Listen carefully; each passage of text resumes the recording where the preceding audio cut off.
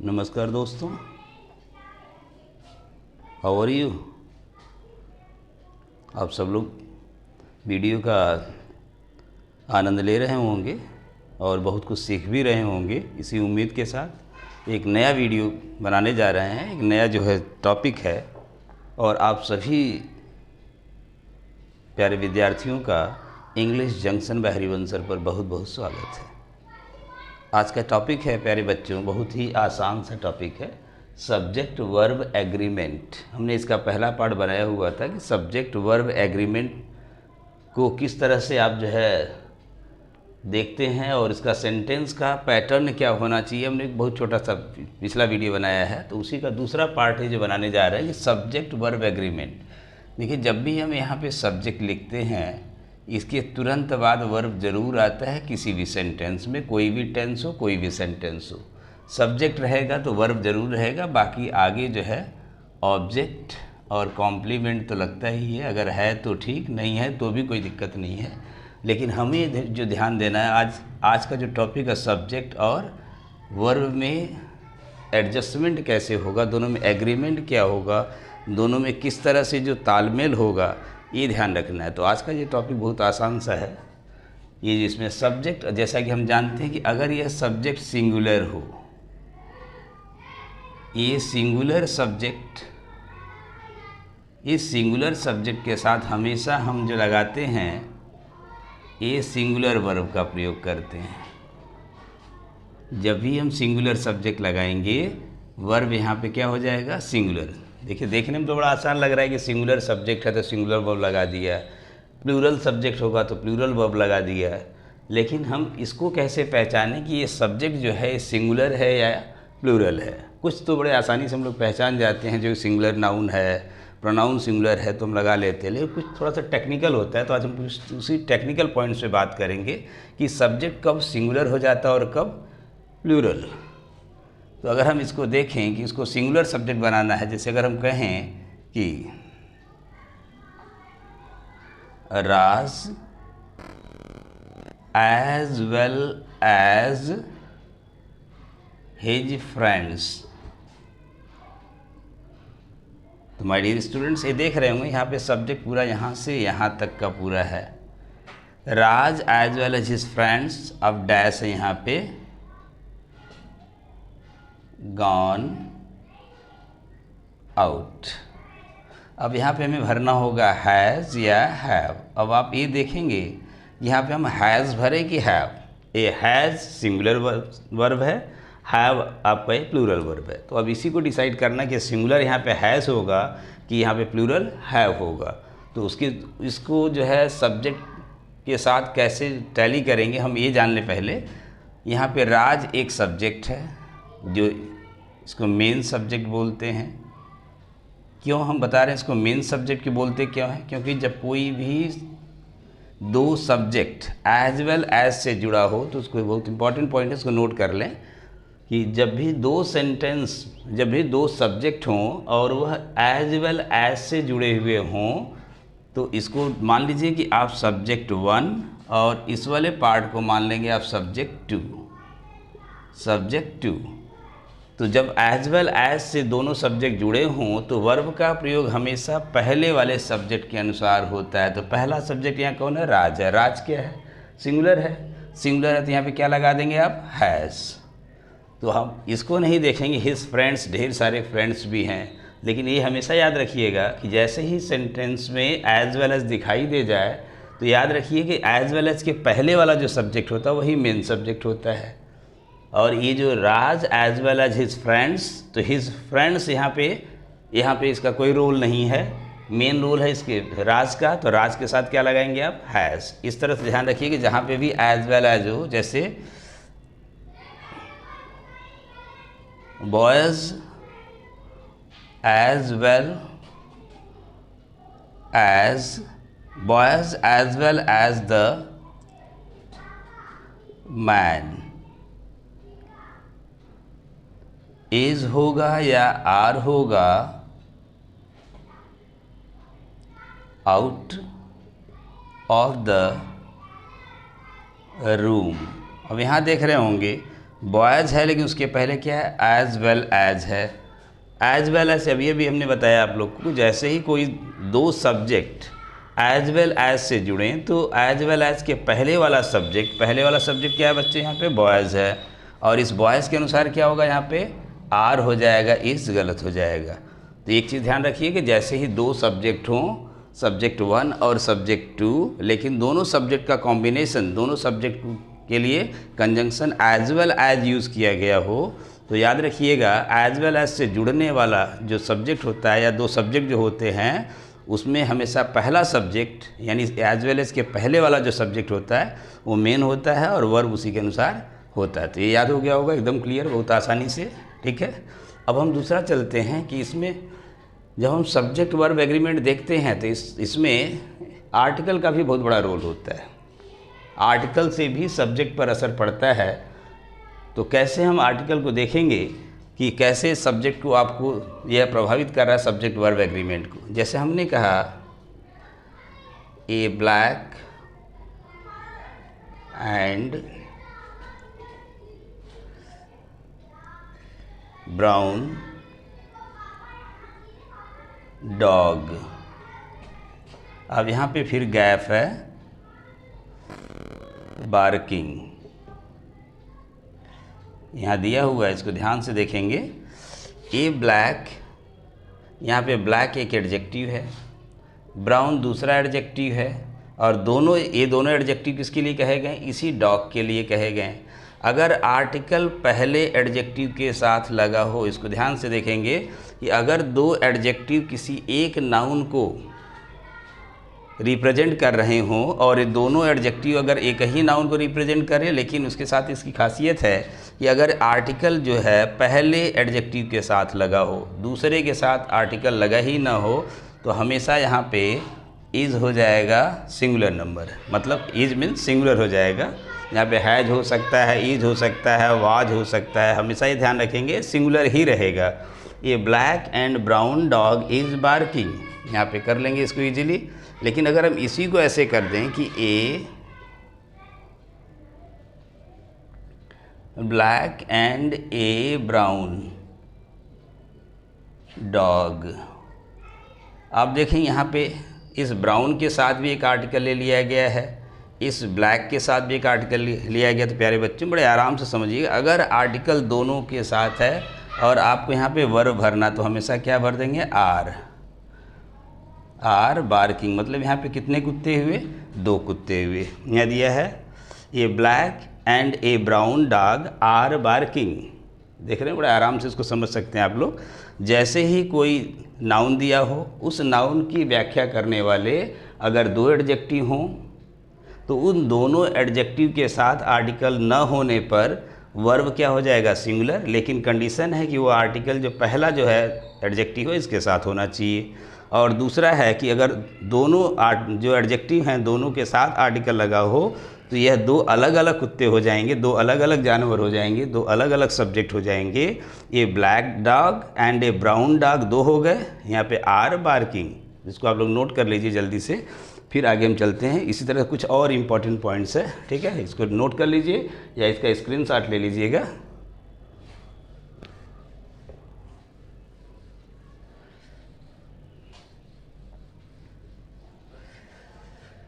अब दूसरा इसी तरह से एक छोटा सा है, अगर आप लोग अक्सर बच्चे हमारे देखते हैं कन्फ्यूज से रहते हैं, जैसे अक्सर लोग रटते हैं ये bread and butter, rice and करी, इस तरह से दो दो जो नाउन आ जाते हैं तो उनमें कंफ्यूज रहते हैं यहाँ पे आर्टिकल लगेगा कि नहीं। जैसे अब एग्जांपल जैसे अभी हमने आपको बताया है, यहाँ देखेंगे a bread and a butter are bought from different shop. अब इस सेंटेंस में देख रहे हो, यहाँ पे हमने क्या लिखा है, ब्रेड लिखा है, यहाँ क्या लिखा है, बटर लिखा है। दो अलग अलग जो है नाउन है और दोनों के साथ आर्टिकल लगा हुआ है, जबकि ये ब्रेड कौन सा नाउन है, सिंगुलर अनकाउंटेबल नाउन है, बटर भी सिंगुलर अनकाउंटेबल नाउन है। जब दोनों सिंगुलर अनकाउंटेबल नाउन है तो दोनों के साथ पहले तो आप आर्टिकल उड़ा दीजिए एकदम से, आर्टिकल लगाइए ही मत इसके साथ। ब्रेड के साथ आर्टिकल नहीं लगता है, बटर के साथ आर्टिकल नहीं लगता है, तो इसमें एक रूल मत लगा लीजिएगा कि दोनों के साथ आर्टिकल होगा तभी यहाँ पे आर होगा। यहाँ आर क्यों हुआ? क्योंकि एक कमोडिटी क्या है आपका, एक ब्रेड है, दूसरा क्या यहाँ पे बटर है। दो अलग अलग चीज़ें, ये भले अनकाउंटेबल नाउन हो, कोई दिक्कत नहीं है। दो अनकाउंटेबल नाउन भी अगर अलग अलग चीज़ को रिप्रेजेंट कर रहे हों तो याद रखिएगा ये हमेशा प्लूरल वर्ब अपने साथ लेते हैं। यहाँ ब्रेड अलग, बटर अलग हैं, दोनों अलग अलग दुकान से ख़रीदा गया है। ये जो दिया हुआ है from different shop, bread and butter are bought from different shop, यानी एक चीज़ ए हो गया, दूसरी चीज़ यहाँ बटर हो गया।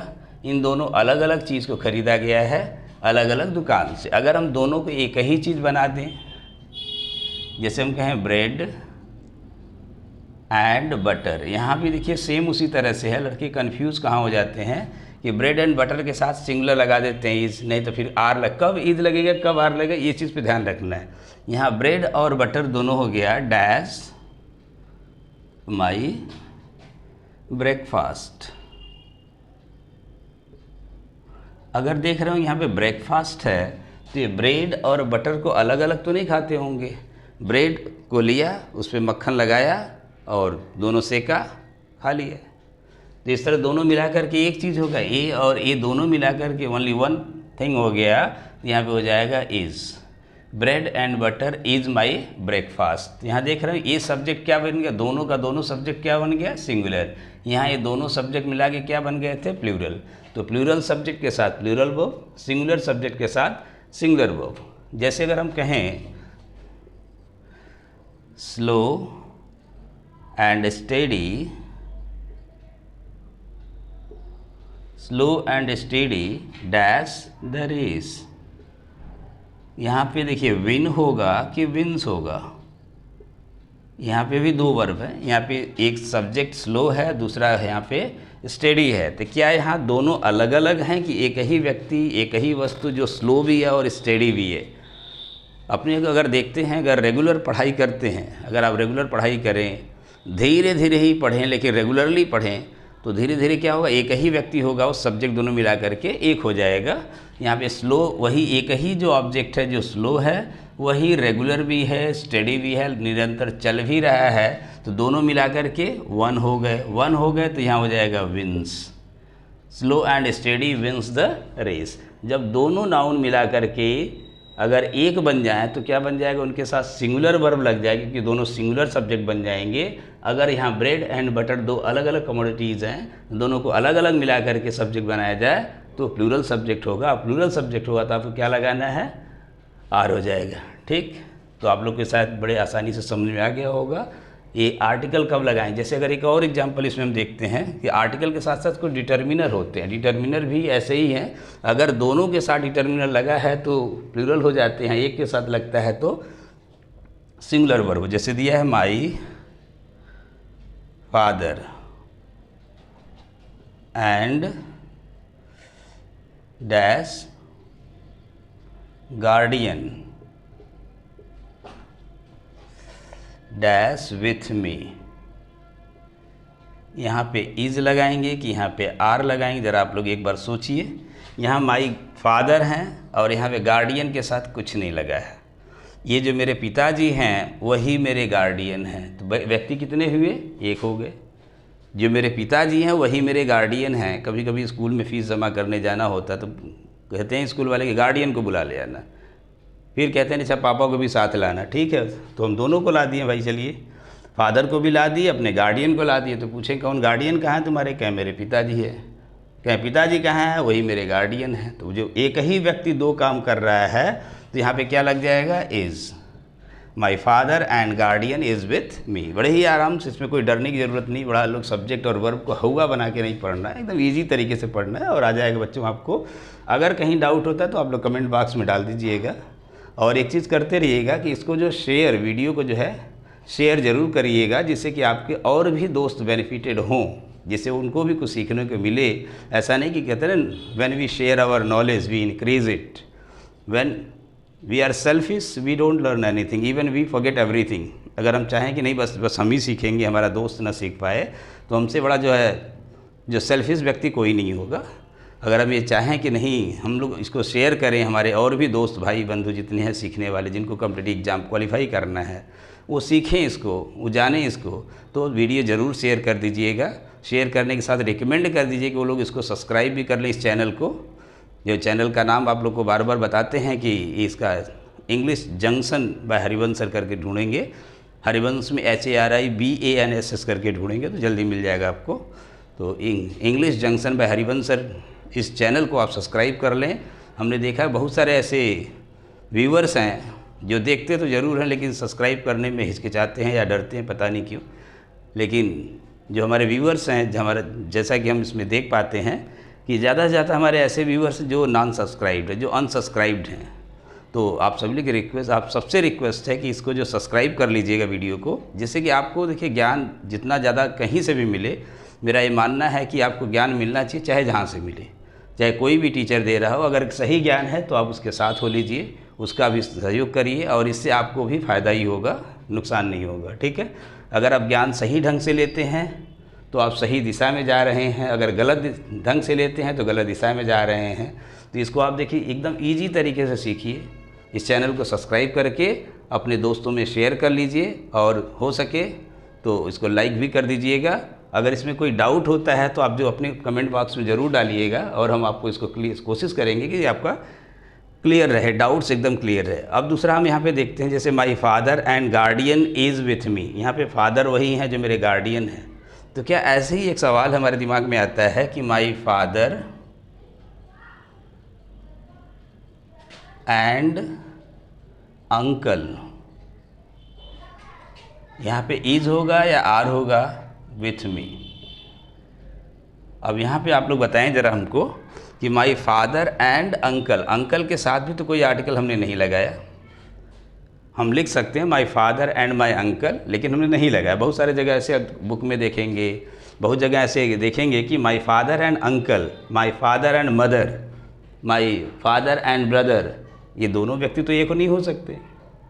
यहाँ देख रहे होंगे फादर और गार्डियन दोनों एक हो सकते हैं। जो पिताजी हैं वही हमारे गार्डियन हैं, जो हमारे गार्डियन है वही हमारे पिताजी हैं। तो ये तो संभव है। क्या ये संभव है कि जो हमारे पिताजी हैं वही हमारे चाचा भी हैं, जो हमारे चाचा हैं क्या हमारे वही पिताजी हैं? संभव तो यही नहीं, बिल्कुल नहीं है। तो ये क्वाइट नेचुरल है कि ये दो व्यक्ति अलग अलग होंगे। जब दो व्यक्ति अलग अलग होंगे तो आपको यहाँ पे क्या लगाना होगा? आर लगाना होगा। यहाँ लगा दीजिएगा आर। तो माय डियर स्टूडेंट्स, बड़े ही ईजी तरीके से इंग्लिश को कोई हवा नहीं बनाना है। डोंट हैव एंग्लोफोबिया, बार बार कहते हैं, डरने की ज़रूरत बिल्कुल नहीं है। बड़े ही आराम से प्यार से सीखेंगे तो शायद बहुत कुछ सीख जाएंगे। डर के सीखेंगे तो कुछ नहीं सीखेंगे। इधर डरना मना है, डोंट बी पैनिक। जब भी आपको सीखना हो एकदम आराम से रिलैक्स होकर के पढ़िए। अगर कहीं कुछ डाउट होता है तो I am always with you, क्योंकि मैं अपने पूरी लाइफ को अपने स्टूडेंट्स के लिए ही दिया हूँ। अब जब ऑनलाइन पढ़ा रहा हूँ तो भी मैं चाहता हूँ कि मेरे बच्चे जो सीखें इतने अच्छे से सीखें कि उनको कोई दिक्कत ना हो। अगर कहीं डाउट हो रहा हो सकता है थोड़ा सा वीडियो की क्वालिटी में दिक्कत आती है, क्योंकि उतना हाई फाई जैसा कि आजकल बहुत सारे लोग हैं इतने हाई फाई हैं, वो सब चीज़ हम नहीं कर पा रहे हैं। अपनी भी कुछ मजबूरियाँ होती हैं, लेकिन फिर भी चाहता हूँ द बेस्ट दें। जितना अधिक से अधिक आप लोग को दे सकें उतना दें। मेरे प्यारे बच्चों, अगर आप लोग साथ हैं तो निश्चित रूप से हम आगे होगा कि आपके लिए अच्छी क्वालिटी भी देंगे और अच्छी वीडियो भी होगी आपकी। और ज्ञान तो आपको वैसे भी मिल रहा है। ज्ञान कहीं से मिले, कहते हैं ज्ञान अगर कचरे से मिले तो उठा लेना चाहिए। ज्ञान अगर कहीं से भी मिले, किसी से बच्चे से भी मिले तो उसमें सीख लेना चाहिए। तो आप लोग से उम्मीद है कि आप सब लोग वीडियो को लाइक ज़रूर करें, इसको शेयर ज़रूर करें दोस्तों के बीच में, और अगर हो सके तो सब्सक्राइब ज़रूर कर लीजिएगा, जिससे आपका ही फ़ायदा होगा। Thank you, all the best.